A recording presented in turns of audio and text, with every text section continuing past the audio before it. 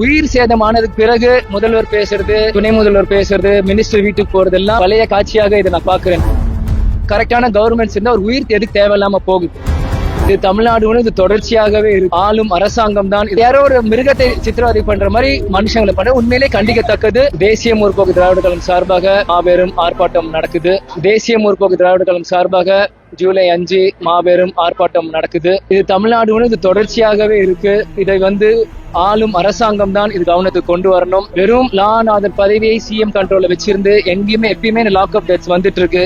ஆனா இன்னைக்கு முதல்வர் ஸ்டாலின் அவர்கள் தொலைபேசியில அவங்க தந்தை தாயாருக்கும் அவங்களோட தம்பிக்கிட்டையும் பேசின நியூஸ்ல பார்த்தேன். வெறும் ஒரு உயிர் சேதமானதுக்கு பிறகு முதல்வர் பேசுறது, துணை முதல்வர் பேசுறது, மினிஸ்டர் வீட்டுக்கு போறதெல்லாம் ஒரு பழைய காட்சியாக இதை நான் பாக்குறேன். இது ஏன் ஆக்ஷன் வரதுக்கு முன்னாடியே அந்த கரெக்டான கவர்மெண்ட்ஸ் இருந்தா ஒரு உயிர் எதுக்கு தேவையில்லாம போகுது. ஒரு சந்தேகம் எடுத்துட்டு போறவங்கள என்னன்னு விசாரிச்சு உரிய நடவடிக்கை எடுத்தா பரவாயில்ல. என்னன்னு விசாரணை தெரியாம யாரோ ஒரு மிருகத்தை சித்திரவதை பண்ற மாதிரி மனுஷங்களை பண்ண உண்மையிலே கண்டிக்கத்தக்கது.